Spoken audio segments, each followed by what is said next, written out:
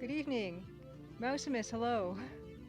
Good evening. Yeah, it still says 0 viewers, but I guess that's not right because you're here. Welcome, welcome. Yeah, we're gonna get started. This is gonna be, as usual, on a music stream day. This is gonna be a short pre-stream before we raid Dan. Mega Hammer Studios. Howdy, good evening. Good evening to you too. And yeah, perfect day for you, Mega Hammer Studios, because yeah, like I said, we're gonna be doing some music with Dan tonight. So that's gonna be exciting. But of course, we have to go through the usual rigmarole of everything that we do on a Crimson Tuesday. Bill Coon, good to see you. Yeah, so yeah, we're gonna talk. I'm gonna give a bit of a dev update. Talk the Big Adventure event, which happened last Thursday through to Sunday, or Monday even, the 25th. Yeah, Monday. Thursday through to Monday was something called the Big Adventure event on Steam, which was a fantastic, fantastic event. So I'll talk really quickly about that too. And just show like a real quick version of the slide presentation that I included in that stream. There was some preliminary work that I hadn't really shown before, not even on streams. And so, you know, I know for people who can't really make that special stream, that stream happened on Thursday at 9 p.m. And for those of you who can't make it, I just wanted to show that, although I will be releasing the video on demand of the entire Big Adventure event stream probably, I don't know, tonight or tomorrow night or something. I just wanted to show you guys live, and if you had any questions, you can ask me about that too. Deluxe Ducks, good to see you. Ooh, I like that emoji. Jim plays games, good to see you. Gemini does games, heyo, good to see you. Yeah, thanks for the follow recently. Yeah, so tonight is a music stream. Next week will probably be an art stream, but tonight we're gonna see some of Dan today, and I'm gonna make sure that Dan is around. But first I'll give some dev updates. Judith Butler's lover, hello. I know it's so late for you all the time when we do streams, so thank you for coming.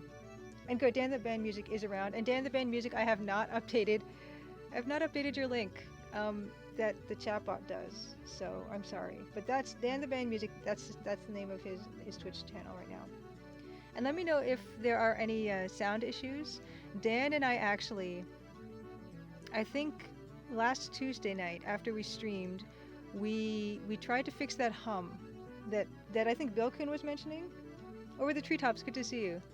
Yeah, so we tried to fix I don't think it's completely gone, but Dan said it's been vastly reduced. Yeah, Dan said it should be fixed. So anyone who kind of heard the hum through headphones while you're listening to stream, yeah, let me know if that's improved. Yeah, awesome. Thank you for, yeah. So Dan, we're gonna do a quick 15-20, hopefully. I'm just gonna buzz through a bunch of stuff. First thing is dev update. Yeah, I'm still working chapter 4, that last section of chapter 4, building it out. I was a bit delayed last night. I was working on a bug. Past couple nights I was working on a bug for something that most players probably won't see, and bizarrely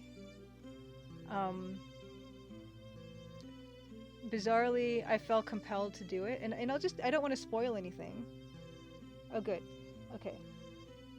So Dan is just fixing some things up. Perfect. Okay, so we'll play it by ear.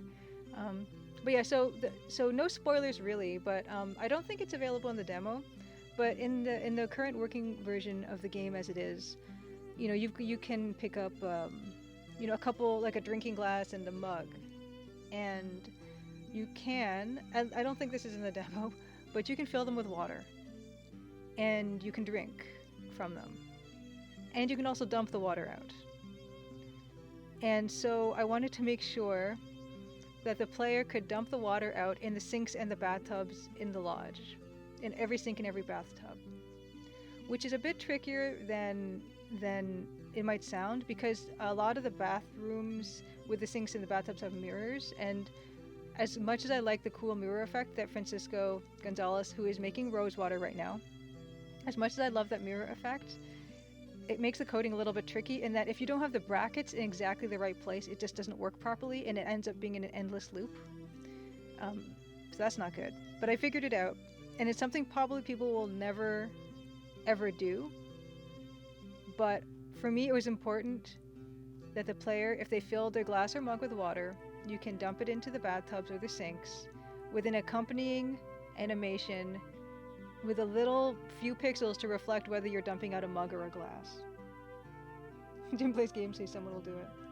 Yeah, and I know, and sometimes when game developers are playing a game, they try to think like the game developer and say, well, this has an animation, so it has to be essential to the game.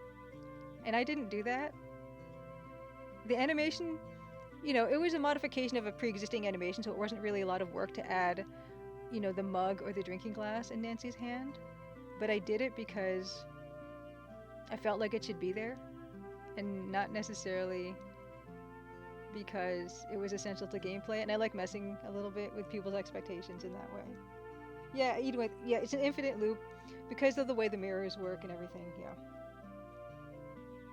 Yeah, exactly, Jim plays games. The spin of the chair in the study, if you sit in the comfy chair in the study, you can type in spin, and she will do a little bit of a rotation around, and it was just fun to do. This stuff, like, I tried not to do stuff like that for this. I decided I couldn't think of a reason why the player would be able to fill the mug with water but not the drinking glass, so I made it so you could do both. I could have easily have written some kind of text parser response saying, oh, you don't want to fill the drinking glass with water, but it didn't make any sense for me to do it that way, and now so you can do both. So, Deivor, hello, good to see you. The notebook should have a spin-in chair objective in addition to talking to everyone.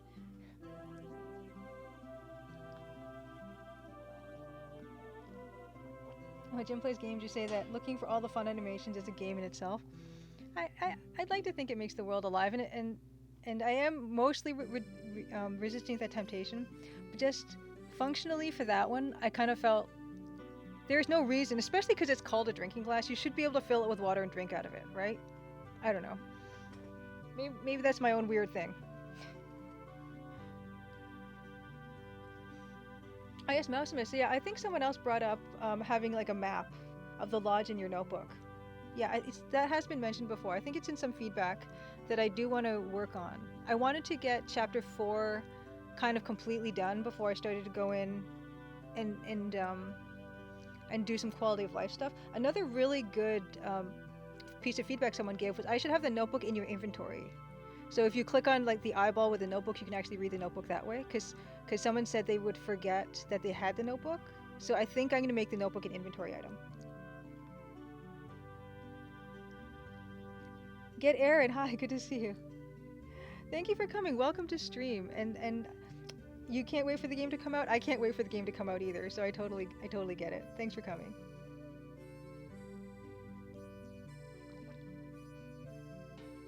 And get Aaron, you're trying to avoid playing the demo so you can play it all for the first time. Don't worry about that. You're totally not alone. There are quite a few people that are like that. And I respect that completely. And we won't be spoiling anything today. I mean, the drinking glass thing I talked about wasn't really a story point. It's more like a detail 99% of people will never see. But yeah, I try really hard not to spoil anything in the game while I'm talking about it, because it's a narrative game and it's very linear, and that's all it has. So I'm super careful. So don't worry about that too much. Okay. Happy Crimson Tuesday. Yeah, and yeah, Jim Plays Games does make a good point. The demo is the first part of the game. The demo is chapter 1 of 7. So you have plenty of game left to enjoy. But okay, so I'm going to quickly just introduce myself. I'm going to run the trailer, and then I'm going to talk a little bit about the big adventure event that I was in this past week. So hello, welcome to stream. My name is Julia Minamata. I'm the solo indie game dev behind the Crimson Diamond. And I'm doing everything with it. I'm doing the art, animation, writing, coding, all that. The only thing I'm not doing is the music. And Dan the band, what's it called? Dan, what do you call it? Dan the band music. Dan the band music, who is in chat right now. He is the musician who is composing not this music right now, but in the demo, you can listen to 3 beautiful original tracks that Dan has already composed for the game on a Roland MT32. And that's what we're going to be doing more of today. So if you're interested in seeing how that works, you're in luck. That's definitely what we're going to be doing, probably starting around 8:30 or so, because I seem to be going a bit longer. But yeah, so I'm in Canada. The game is set in Canada in about 1914, and you play...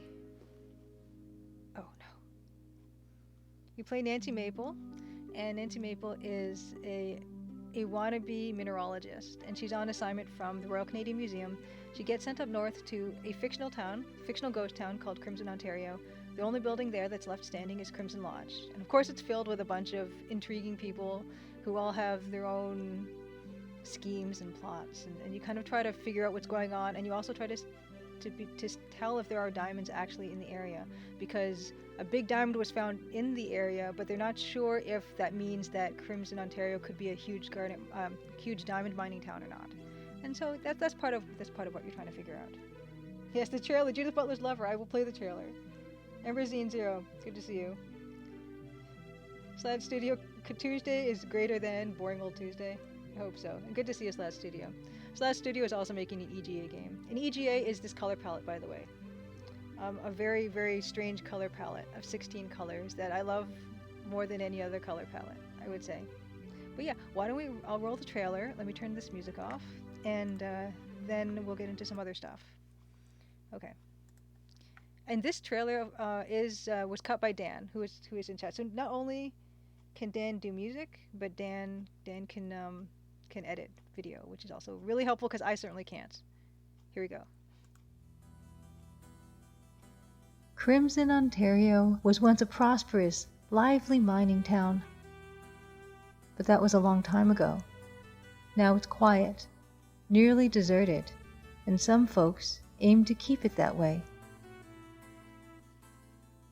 Nancy Maple is an aspiring mineralogist assigned to follow the trail of a dazzling diamond.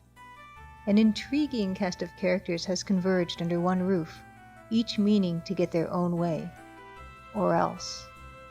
Will Nancy untangle the mysteries and machinations before it's too late? Will the sleepy town of Crimson shine once more? Find out in The Crimson Diamond, an upcoming adventure game by Julia Minamata. The Crimson Diamond demo is available on Steam and itch.io for Windows PC and Mac OS. All right. That's the demo, and I just noticed, just as I was starting the demo, in the chat window on Twitch, the Nightbot has thrown up Space Warlord Organ Trading Simulator, which is a little bit different from the Crimson Diamond as a project. But Space Warlord Organ Trading Simulator by Xavier Nelson of Strange Scaffold Games is a game that got announced a few weeks back, and I did pixel art for it. Like a monochromatic, super low-res pixel art. And it was a lot of fun, and you can, if you click on the Steam link there, you can wish list it. I'm not sure when it's going to be released, but I think we're hoping this year sometime. It's the sequel to Crimson Diamond, yeah. It is about the furthest thing away from Crimson Diamond as you could possibly imagine. It is a trading simulator, which is something I've never played. But yes, Xavier is this incredible creative force. He did Hypnospace Outlaw with Jay Tholen, Skatebird. He's working on An Airport for Aliens currently run by dogs, Space Warlord Organ Trading Simulator. We've worked on another project together with the same team called Redacted currently. And so yeah, he is a machine that launches games. Get Aaron wants to know, are you trying to design a game without dead ends? Yeah, absolutely. Absolutely, Get Aaron. I'm trying to make the game kind of able to be enjoyed by a bunch of different, I don't want to call them skill levels, but can be enjoyed in a number of different depths in a way. And yeah, I wanted to design it so that you couldn't get stuck, in a chapter where you need an inventory item from a particular other chapter that you can no longer access.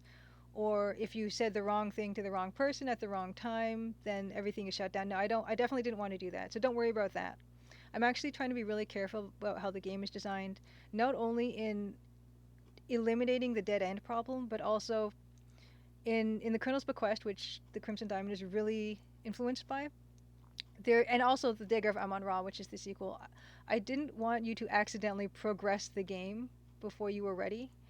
I am very explicit. There's a notebook in the game that tells you exactly what you need to do to progress to the next stage of the game. So if you don't want to do that yet, you can feel free to just wander around it to your heart's content.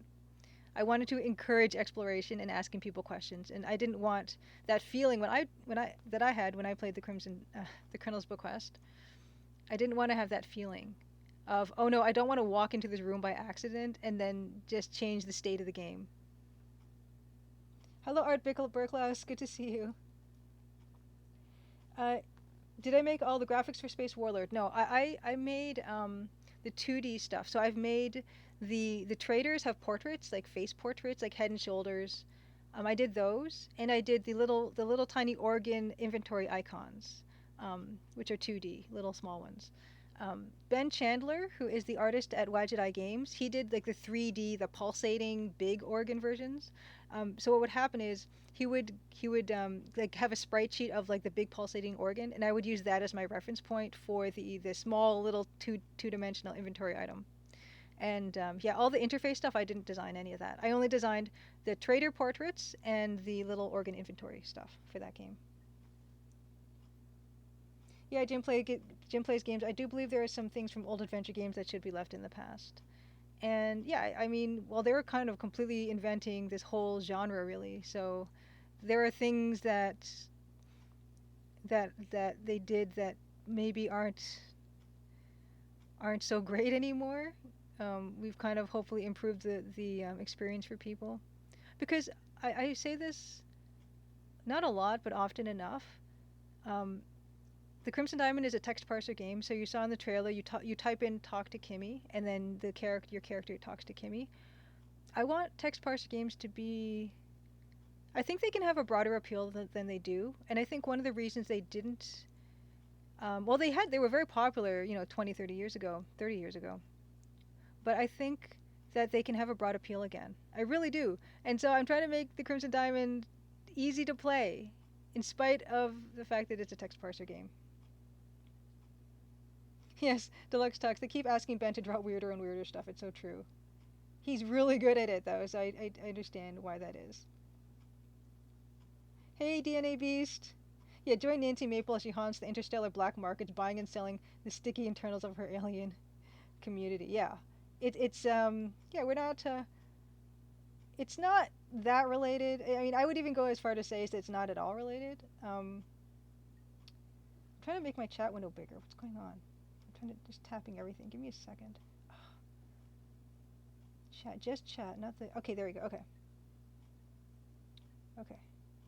Yeah, Art Burklaus, I love the look of Space Warlord Organ Trading Simulator. I love that monochrome. It's not monochrome, but that kind of look. It really appealed to me. Yeah, Ben Chandler. I think he was learning 3D modeling to work on Dave Gilbert's next piece, but they eventually decided they're going back to 2D. But I think he's still learning a lot of the 3D stuff for sure. Okay, so from there I'm gonna talk about the big adventure event.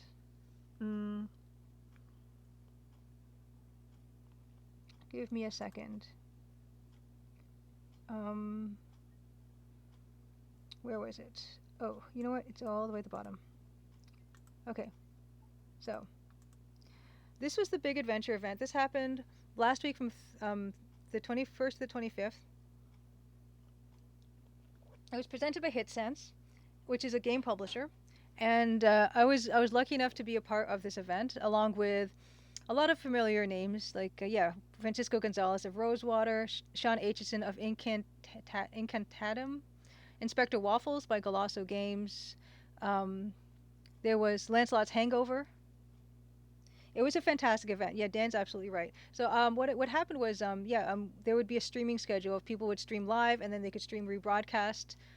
So I was rebroadcasting my special The Big Adventure event stream throughout the event, but I will be putting the video on demand up on my YouTube channel. But I wanted to show you guys some of the stuff I showed at that event, because I did want to show stuff that hadn't been shown before. So why don't we move into that really quick, and then from there we'll raid Dan. Okay, so why don't we move my face over? Okay, and then we're going to just go through some of this stuff for those of you who didn't get to go see the event. Okay.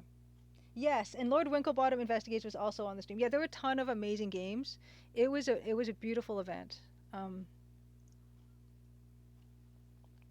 It was organized really well. I was super impressed. Okay, so going to this. Here we have the only concept art of Nancy Maple that is. There is no concept art for this game. I worked directly in Photoshop for everything. Except for this. This is the only pencil sketch stuff of Nancy Maple, and this was super early on. And she really hasn't changed that much from this, but that's all we have. And this was the first piece of pixel art I ever did in Photoshop. So it wasn't even an EGA portrait. It was kind of a VGA style portrait, more like. But what happened was I was playing around with indexing the colors, like forcing the palette to be even more reduced. Oh, thanks, Artwork class.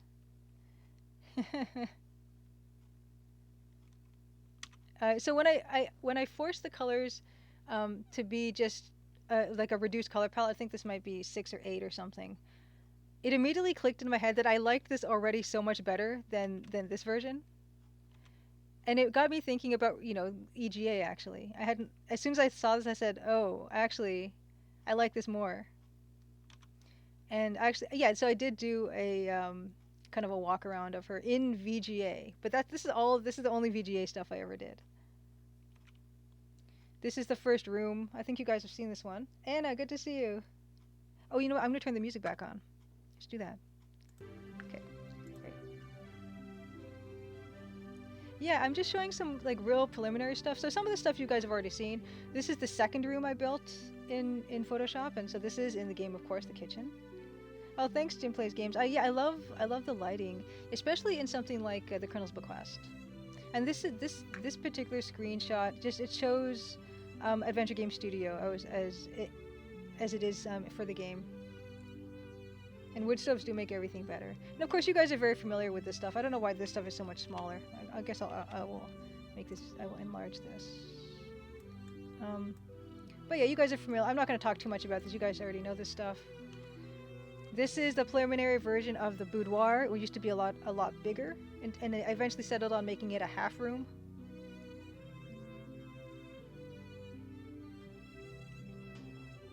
Yes, get Aaron. Good eye. The kitchen does have an ice box. Very good. Yeah, this is 1914, so they didn't really. Electricity wasn't really a thing, although we could argue why is the lodge so well lit, but let's not think too much about it. Sklo1, hello, welcome to the stream, by the way. Did I ever mention it is 4-color CGA territory? That's a really good question, and I did. I do want to show that yeah, for sure I want to show that then. Hold on, let me, I will do that. I will show that, because you asked. I will show that. I've done one piece of CGA art, and I'm pretty happy with it. But yeah, so let's, before I do that, I'm just going to go through the rest of this process stuff, and then we'll do it. Yeah, we're totally going to show it. Oh, yeah, Art Burkles. Yeah, it's nearly finished, this museum. The trees are not done yet. I have to get around to that. Yes, and how does Nancy fit so much into her purse? Oh, okay, so, hold on, I'm going to keep it on this screen, and I'm going to open up my one and only CGA piece. And it was a commissioned piece, actually. And I will talk about that, too. But I love it so much, I can't resist showing it, so we're going to totally do that.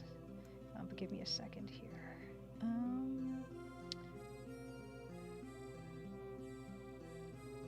Okay. Where is it? Where is it? Oh, there it is. Okay. Oh, give me a second. I know you guys aren't seeing anything right now because I'm not showing anything right now. Okay. Okay. I'm going to put you guys in Photoshop soon. Was Photoshop Control 8? I can't remember. We're not even gonna risk it. Okay. Right. Actually, all the Organ Warlord stuff is still up. Okay, so this is the piece, and actually, this piece. Sorry, Dan. Looks like we're going a little late. Okay, so this piece was for 1-900 Hot Dog. 1-900 Hot Dog. You know what? I'm gonna just hide some of this SWAT stuff because we don't really. Okay, great. Okay, so 1-900 Hot Dog is a humor site, a Patreon-based humor site. Although they do have some free articles, and it's all like the internet detritus, the weirdness that's the internet, and they're really wonderful, humorous articles on there. And a lot of the writers. So we have Robert Brockway, and Sean Baby. They're from Cracked. they used to be on Cracked, and now they have this at their own site. Lydia Bug is also a writer on this website, and they have a podcast called The Dog Zone that's really funny, and they have guests like their other friend writers like Jason Pargin, who you might know better as David Wong, who wrote John Dies at the End, which is a really good book and a really fun movie. But yeah, so these guys are super pro, really, really funny guys. And this piece they commissioned, Sean Baby commissioned, for the 7-month anniversary of their Patreon humor site.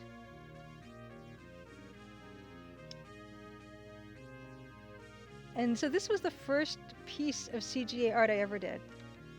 And it's the only piece of CGA art I've ever done. In fact, does this even have a process here? I mean, yeah, so you can kind of see how this was done in stages, I think. Yeah. I mean, I think the final piece didn't have the numbers, or I don't remember if it did. But yeah, it's kind of started out like this. And then, you know, kind of work it up, get it all. Like, there are 25 points of interest in this piece because there are 25 articles they wanted to highlight. And so there we go. And I love the CGA color palette. I would love to make a game, or just even like a small game in this color palette. They're so wrong, you know. The colors are so wrong, but so right. Yeah, but yeah, that's the one piece. That's the one piece.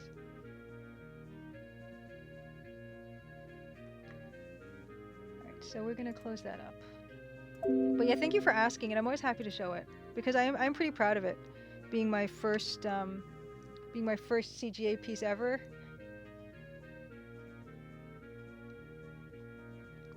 Yeah, Jim Plays Games. There's another standard a CGA palette that is red, yellow, green, and black. I don't know, Dan, I don't know what you're talking about. I saw you say something about Evelyn Parker, and I don't know who that is.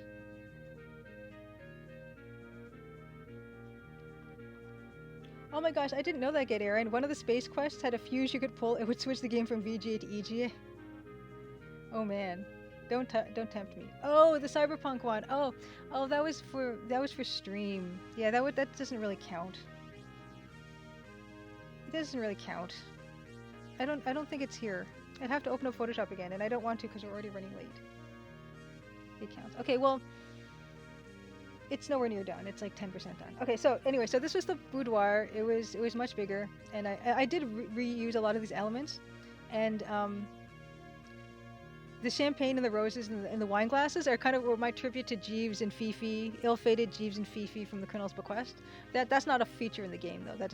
That won't appear in the game. Next. This was the conservatory. I might have shown this before. The conservatory used to be facing the opposite direction. And so the redone conservatory I like a lot more. But it was a matter of the conservatory ended up being at the back of the house, not the front. I don't know why I changed it. But I didn't like the cutaway view so much. I don't know. But yeah, so the one on the right hand is the one that shows up in the game.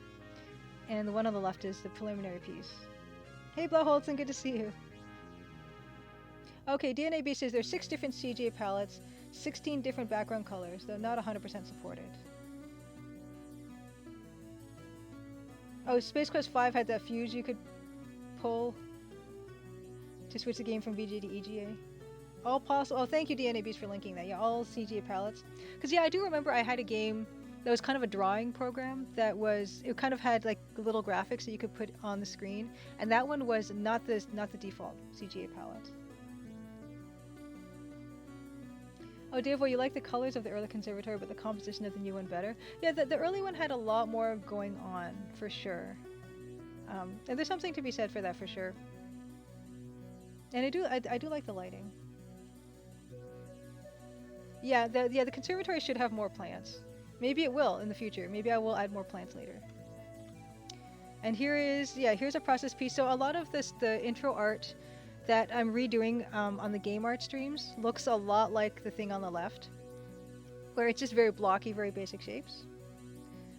But then eventually everything will hopefully get refined to what we see on the right hand side, which is the screenshot as it's seen in the demo.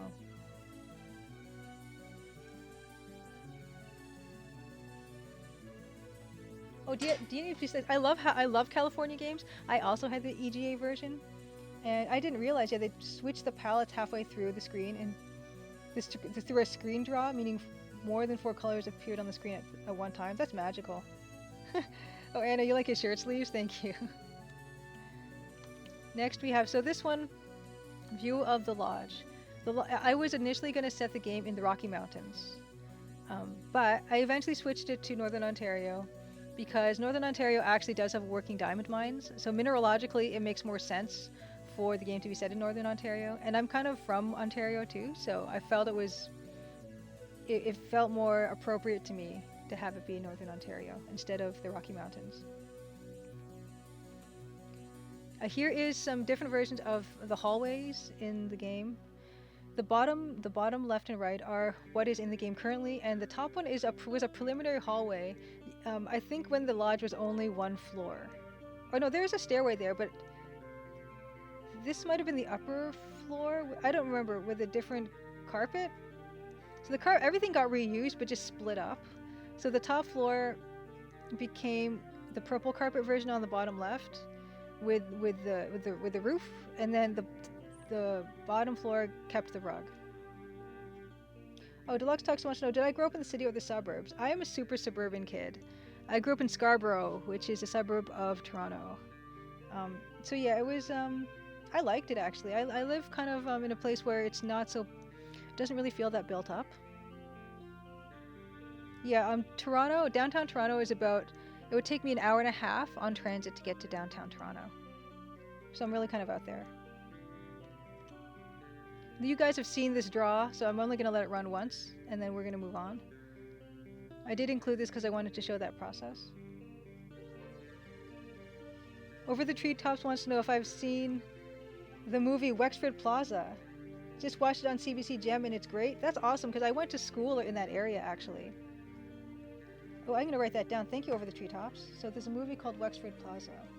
And I know that plaza or restaurant or whatever it's called. Movie. Thank you. Perfect. Yeah, I did go to school in that area. Yeah. That's awesome. Yeah, I'm gonna definitely check that out. Thank you, Over the Treetops. Wexford Plaza from CBC. Nice. Okay. And you guys already saw this draw, so I'm gonna let it run once, and we're gonna move on. We're gonna raid Dan really soon, just after we finish getting through some of this stuff.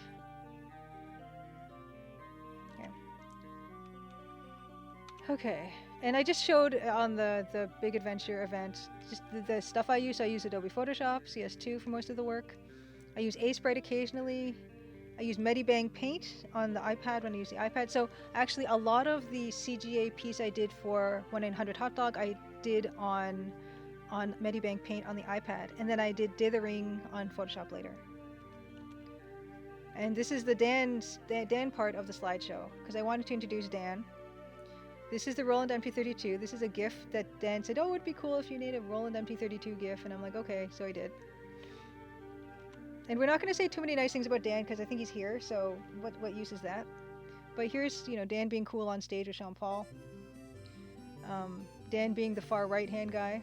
Sean Paul being the guy in the middle with the hat and the sunglasses on top. But anyway, we don't have to talk about that. We don't have to talk about Dan looking cool, rocking out on his guitar. Incidentally, the logo that he has on his shirt is the logo he has in his for his Twitch channel.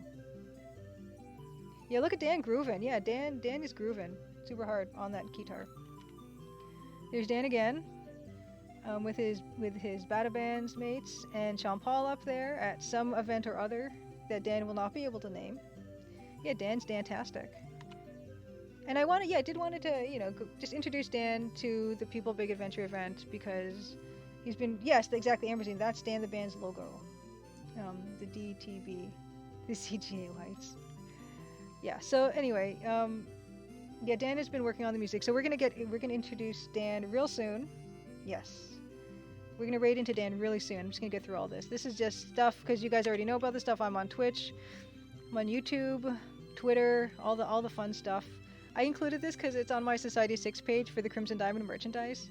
And I love a credenza with super low res EGA dithered cupboard faces. Yeah, wait a second, I'm on Twitch. I know.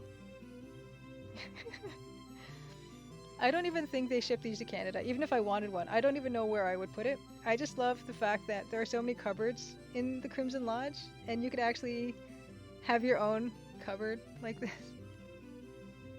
Okay, and of course I showed this other stuff you guys know about, like the cross stitching. My mom's quilt that we're working on right now. She's finishing up, and I can't wait to show that when it's done. Yeah, we were picking out fabrics the other day. And that's that. So perfect. So Dan, we're gonna, if you're ready, we're gonna raid to you.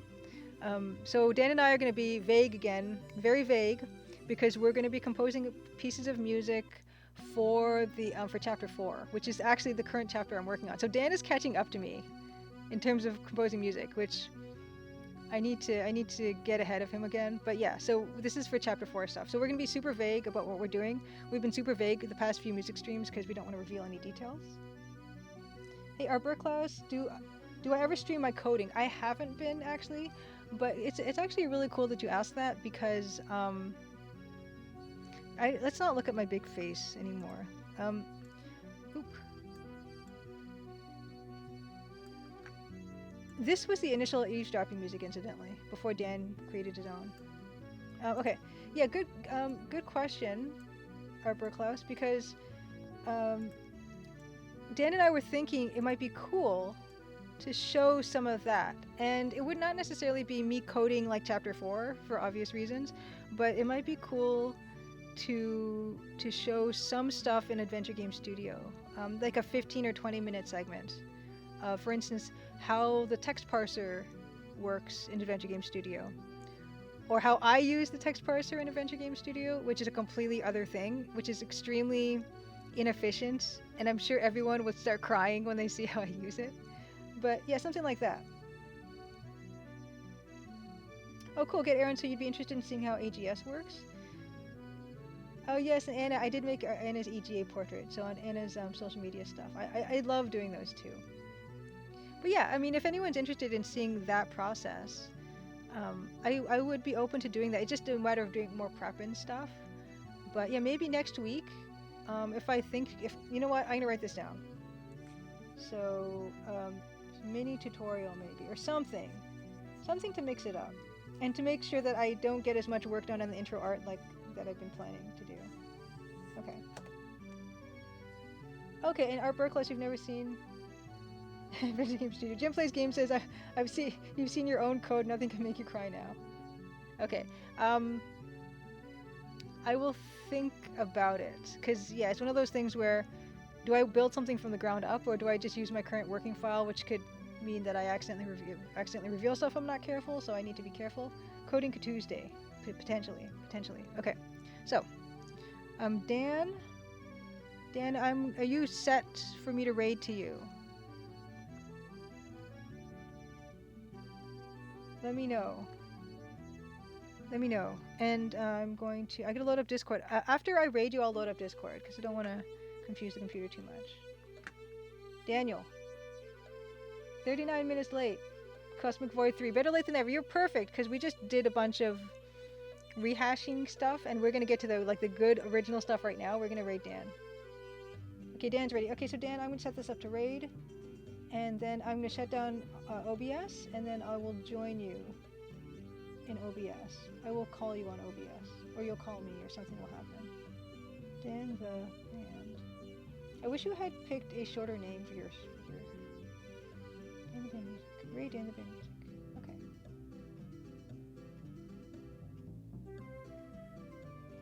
How come nothing's happening? Yeah, exactly. Cosmic Void 3. Old code is what is this? What the heck is this? There's so much that I forget that I've done, and that's bad. How come the timer's not setting up for that? I'm not seeing the, as opposed to A_Maple. I know. As soon as I said it, I knew it wasn't much. It's probably exactly the same length as Dan the Band music. Where'd the raid go? I don't see the thing for it. What happened? Oh my goodness. Sorry guys. And sorry Dan, I ran a bit longer than I was going to. I tried. Raid is count. I don't see the countdown. What's happening? Where is it? Because usually if everyone gets on the bus, the raiding bus, then I can just make this part shorter. How come I don't see it? What the heck? Let me check on my phone. Okay, it says 29 raiders ready, so can't we just raid? Can't we do that?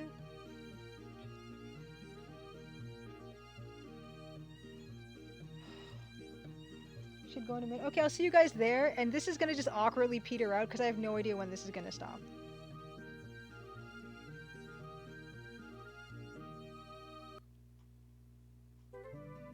Should go in a moment.